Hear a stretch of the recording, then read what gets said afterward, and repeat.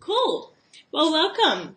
Anyone watching the replay, first of all, thank you very much. It's going to be very exciting because I've got Flavia here, who is a friend of a friend. I got recommended that you because you have a very nice story. And then I found your website and I was like, everything is in Spanish or Portuguese because she's Portuguese. Portuguese because she's in Brazil and I have no clue. But I could really feel the energy and the positivity, the lightness of the work that you do. And I saw how many people you were impacting, and it's incredible. And I really was curious for the story behind what you started and then how this has become such a big thing. So I'm really excited to have Flavia here. If you have any questions, guys, drop them in the comments. We will get back to them and we will see them either live or on replay. So let's dive in. Flavia, do you want to introduce yourself? Who you are? What do you do? Yes, I'm Flavia Maoli. I'm from Brazil. I'm an architect, but I don't work with architecture right now. And I was diagnosed with Hodgkin's lymphoma when I was 23. It was 7 years ago. And this month it's 7 years in January. So this is really a moment that I always take to think about how life has changed over the 7 years. And then at first I felt really lonely because I didn't know anybody so young with cancer. I How thought young were you? something. Sorry? How young were you? I was 23. That's, yeah, very young. I was 23. And Facebook was not so big and it didn't have Instagram or anything like this. So I felt really lonely and I went online to try to find something to help me through this, like um, how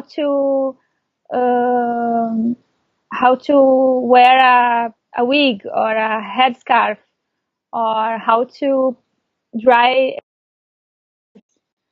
eyelashes when you don't have any. I just wanted something um, that could help me be more like me during the treatment. And I didn't want to look at me as a patient. I still wanted to be the young woman in college. Yeah. But I didn't found much online. So I started learning things by myself, like trying an eyeliner or trying to put a headscarf, this kind of things. And then I finished my treatment and got back to school for 1 year and a half. And then the cancer came back and I was devastated because I thought cancer was something that you have once in life. Like, okay, it's done. I already had, yes, check. Yeah. Got cancer, check. Survived. Good. But wow, it's not like this. So I had to go under treatment again. And this time my treatment would be a bone marrow transplant, which was terrifying for me because I didn't know anything about transplants. And when you Google it, you find many studies that are not for the patients to see, it's for the doctors. So I saw that my chances were not that high, as high as I wanted it.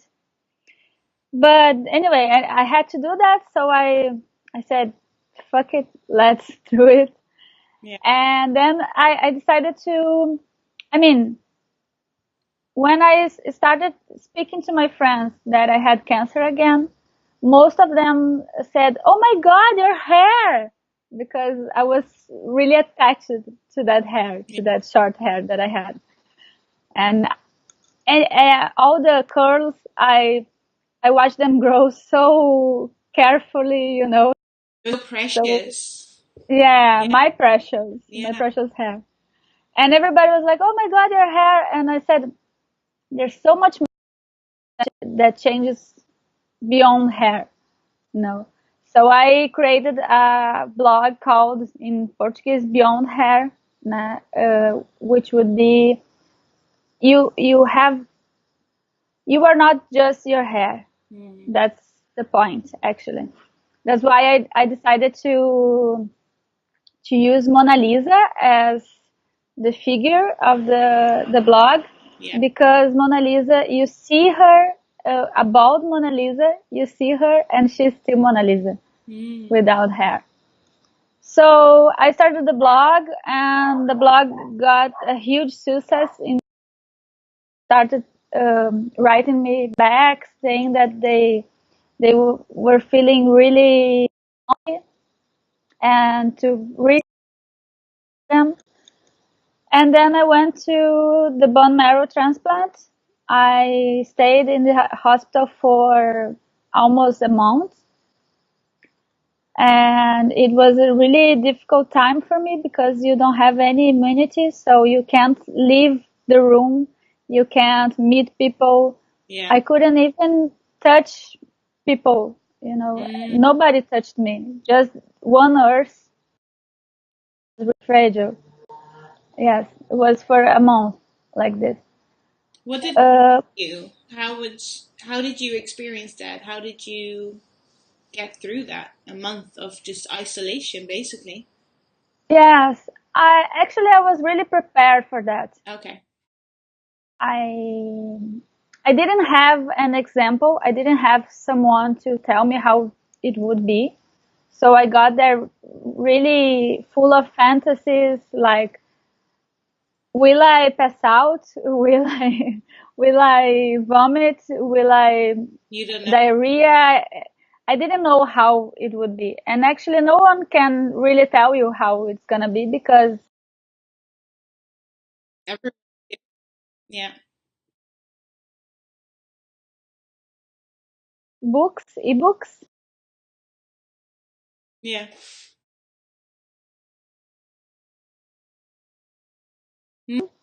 So and that was really, because in the worst days I couldn't even play a game. No. So I knew, like, I tried and I couldn't. So I knew that this is not a good day for me. I have to sleep. I slept a lot, Yeah. a lot. And it's really important because it helps the body to recover from the treatment.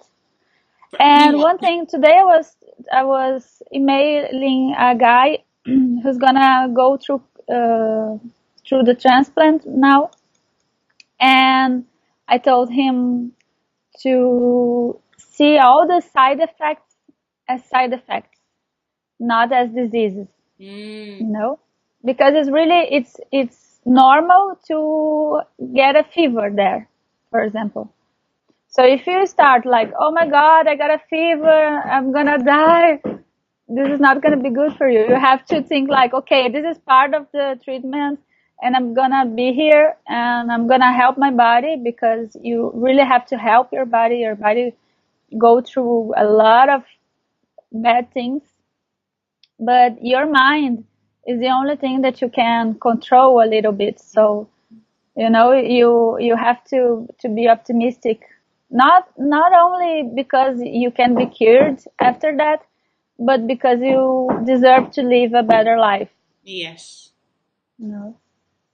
And then when I got home back from the hospital, a guy wrote me an email saying that, uh, Flavia, I read your blog, and me and my friend, we are really excited about your blog, and we wanna help you to what you wanna do. And I was like, I have no idea what I wanna do. No. Actually, you You know, I was, get out of the treatments. yes, Yeah. yes.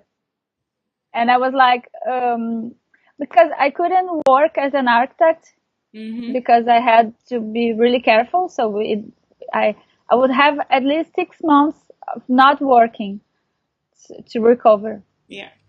And then I said like, maybe. And they, okay, what you want to do? And I said, you know what? I want to meet the people who I've been meeting online. I want to meet them live.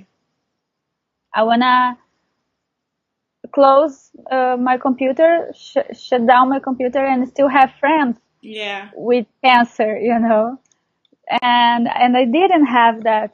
So I met Leon and Bruno, the two guys, Mm-hmm. and we started thinking what we could do, and we decided to do like a beauty fair. Actually, we call it self-esteem fair. Mm-hmm. So people can go there and put up a wig, put up a headscarf, see themselves bald and feel beautiful, try on makeup, this kind of things that can help you to see that you can be many versions of yourself. And that's the most beautiful thing we do, because we're not there to make everybody wear a wig or to make everybody go bald and feel good. No, some people don't like. You just have to try all the versions so you can say, okay, I prefer this one. Yeah. You know. It's like going And shopping. It's like going what? shopping. It's like going Yes, shopping. You try on a coat, you don't like that one, you try the other one, and something fits you, and then you choose that for a while, and then maybe you want to exactly. change. Exactly. And the best part is that with us, they don't have to worry uh, about buying stuff. Yeah. Because many times you go in a store and you just want to try a wig on, and the sales woman or man start to, you should get this, you should get this. So here we don't do that. We give the people can choose the headscarf, and we always have a promo of we have a promo now. We have permanent wig. For people to, I don't know how to say that. We have many wigs, yeah, so people can try them. yeah, yeah. And then we started it as a crowdfunding.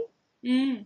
We put on a crowdfunding website here, and we put like, okay, we wanna have 30 women of self-esteem, fair, and beauty. Can you help us? And people really helped. We got Mm. like 120% of our goal, Oh wow. which was, yes. And we did that. It was in 2014. Mm-hmm. And then we started, when we finished the event, we were like, I don't want this to end. I want to keep on doing this. And then we decided to do more of those fairs. Mm-hmm. It was really nice. And then we found out, um, we got the we got the feedback from the patients, and they were like, oh my god, this day changed my life. It changed Mm. how I see myself, how I look at myself. And then we started seeing that with one day we can do such a big thing. What would happen if we do this every day? And that's why we decided to become an ONG called Projeto Camaleão, which is my main job right now. And our goal is to help patients and families um, through chemo and after chemo, Mm-hmm. and any kind of patients, men, women, children.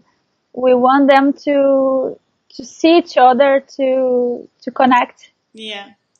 Because that's the power, isn't it? Like connecting and knowing that you're Yeah, not alone, and that it is okay to be you, however you are and whoever you are, exactly. whether you're bold or wearing one wig or the other, and you can just be you. And you have classes now going on, right? It's like different types of classes. Yes, we are actually right now we are under construction. Mm-hmm. But in March, we'll have the opening house Exciting. party. Yeah. Would be really nice to have it. Our goal is to make classes to people who are under treatment. So photography classes, auto maquiagem, how do you say that? And Makeup classes, I'll make a place. Yeah. yeah, self makeup classes. Yeah.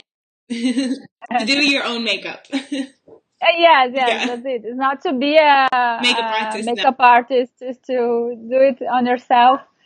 We'll have English, we'll have French, we'll have writing classes.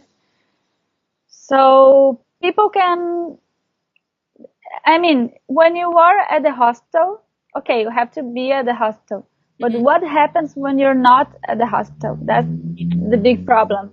Because sometimes you want to take classes, but the teacher won't understand that you have to skip one because you have chemo and the other week you are kind of sick, and this in our ING go there, we know you are under treatment. We know if you can't make it, but it's important to try to go, to try to be part of a group, you know.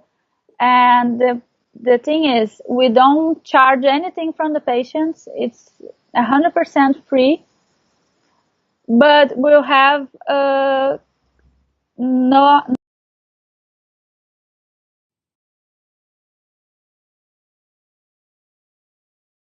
and we'll share experiences. And these people who don't have cancer, they will pay for the classes, so we can mix them and we can maintain the house. That's amazing. And what I was wondering, because of course you came out of treatment and this kind of crossed your path, what made you then choose not to go back to architecture? Because you were doing that and now you're doing this. It's just like something completely different. It is very much It is. related to your story. Um, but you could have just done this like a little bit on the side and still pursue your career in architecture. What made you change?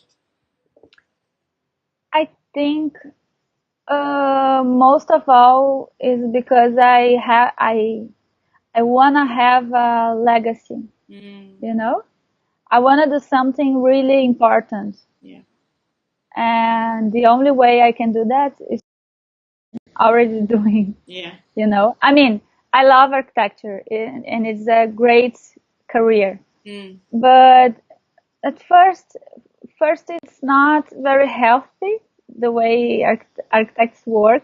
I mean, I think it's worldwide, it's but here it's a lot of work, yeah. and I don't have the health for that. You know, Mm, I didn't have cancer twice to have a heart attack at 40. I don't want this kind of lifestyle. of lifestyle. And second, because the ONG, if we don't focus on the beginning, we'll never grow. Mm, So I decided to really focus on this, to really um, take all my time to do that, so we can grow and we can have more houses around Brazil and mm, help more people. And I really found something that I love to do, mm, and then I feel really um, to have health enough, to be healthy enough to help other yeah. people, you know. And I mean, it was, I mean, my transplant will turn 5 years to this year on Mm, October. But there are people right now that are going under chemo to have a bone marrow transplant, and so it goes on. yeah. And I don't want these people to feel like I felt, you know.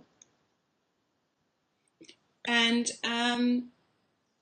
that's amazing. Like it's really like you found something that is like it really comes from inside. It's not just a job that you do. It's like it's there's a bigger part to it, and that's Yes. incredible. And what would you say like is something in your self-care? Because like of course you want to be really mindful of your health. What is something like non-negotiables that you really keep in check for your health or for you taking care of yourself? Like something to really stick to because you know how important it is to keep you healthy. Um, I changed a lot my food, Mm. a lot, a lot. But I think the most important thing I do right now is yoga. I'm actually having classes to be a teacher, Oh yeah. a mentor of yoga mentor, and and yoga changed my life, changed the way that I see myself, and the way to deal with the fear you have after treatment. Mm. You know, this is not very sad. Not much people talk about it, but after you finish, at first you say, okay, now what? What happens next? You know? And second of all, you live all your life um, remembering that you had cancer. In some situations you remember that, and you have the fear, what if it happens again? You know? So yoga helped me a lot with that, a lot. And how does it help you? Does it help you like to stay present or to let go of the thoughts or like what is something that yoga really brings for you? Yoga brings you to the present moment, because if you're not really focused while you're doing that, you're not gonna do that right, you know? Mm. So I see myself, and that's really curious, because sometimes I try a position and I can do that perfectly, and then in the other day I just can't because I'm thinking a lot, and you know, and I think that it can help people through chemo. So we'll have yoga classes in our ONG house, uh, so people can meditate, people can connect themselves with their bodies. It's really important to be connected with your body while you're doing chemo, because I mean your body has to deal with cancer and has to deal with the medicines that are really strong. So if your mind don't help that, Mm. it's not very clever, you know. You have to This have they have to work together to improve your life. and how is that for you? Did you manage to really connect with your body still during the treatments, or was it something that you restored, like the relationship with your body that you restored after treatments? No, I started doing yoga when I found out I had cancer for the second time. Yeah. That that was a turning point for me, you know, Mm. because until that I thought that I had cancer already. Check, so I can be a young uh, student again. So I had a lot of energy, partying and drinking beer. I was not very focused. And after that, when I found out I was sick, I realized that I had to work with my body. Mm. I couldn't see my body as the enemy that had cancer. Yes. I was a little bit angry about my body, like, how did you Mm. do that? You know? Yeah. And then I found out that I was not feeding that well. Mm. I was not connecting myself. I was not sleeping enough, drinking lots of water, you know. Oh yeah, So, having goosebumps like that is so true. Like we tend to it doesn't work to get mad at our bodies. And we tend to do that because it's just like it can be feeling so frustrating and it's a partnership that we need to create and a relationship to create to be able to get through it to the other side. sure. And then once you get through, it's um, the restoring and building up again, which is so important. And how would you say um, the beauty and the confidence? How important is it to grow confidence or to keep confidence throughout, but mainly afterwards. Like, how do you build confidence again after having being ill and being in a different position, moving back into life, like picking up things again? How does how do people build up confidence? I think it's very important to understand that you're not the same person you were before. I mean, it's not that you don't need a drastic change, it's not like that, but it's normal that if you can't run like you used to do, or if you can concentrate like you used to do, or if your appearance is not the same. I mean, you have to look at yourself and say, man, I've been through a lot, you know. I had cancer and I'm alive. I mean, what? You know, you have to to see yourself as a valuable person, very lovely and lovable person, you know. So you can start to gain confidence again, like, okay, I'm not running right now, but I'm walking. Yeah. You know, I don't have my hair, but if I don't like that, I can wear a wig, or I can wear a headscarf or a turban or anything like this. But you have to give yourself time to to to get to know your new version. You know, because during the treatment, you change a lot. One month you have you're a little fatty, and then you lose weight, and then you gain weight, and you go this big and that big. You know, And you don't have control about those things. But then when you finish treatment, something really funny happens, that you every month you have a different face. You know, especially people who have long hair, who want to have long hair. So you see yourself like uninflating and shrinking a little bit, and having your hair grow, and your hair grows like this and then like that. So you have to be patient and to be thankful to have the opportunity to recover, you know. yeah, it's that shift of perspective, and it's looking at all the possibilities instead of looking at the limitations. So, like, I can't do this or I don't have this, but what do you do have, and what gifts are there to be appreciative of, and how can we Exactly. navigate with what we have, the cards that we have gotten and have been dealt. That's amazing. Exactly. Well, thank you so much. I want to close with one question.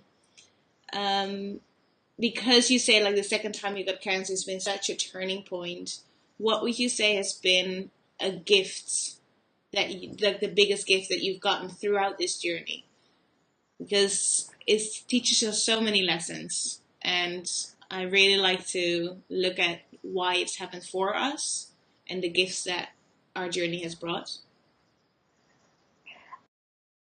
Greatest gift that I got, to be aware that I'm mortal, Mm, you know?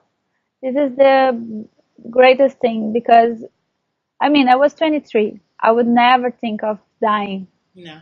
And when you find out you have cancer, okay, maybe you don't stick to this thought, but it passes on your mind like, oh my God, what if I don't have time to do these Yes. things I want to do, you know?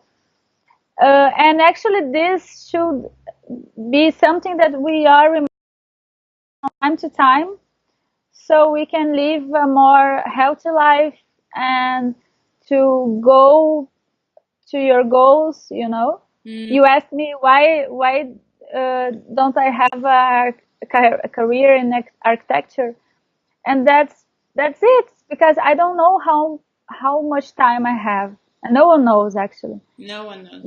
But I don't know, so I don't want to spend my time doing something just for the money, or you know, I want to do something that if I have to go tomorrow, I'll say like, oh, okay, it was worth it, you know. Something good happened from that. Yeah, for sure. Well, that's an amazing way to finish. If people want to check out your initiative, where should they go? What, like website, Instagram?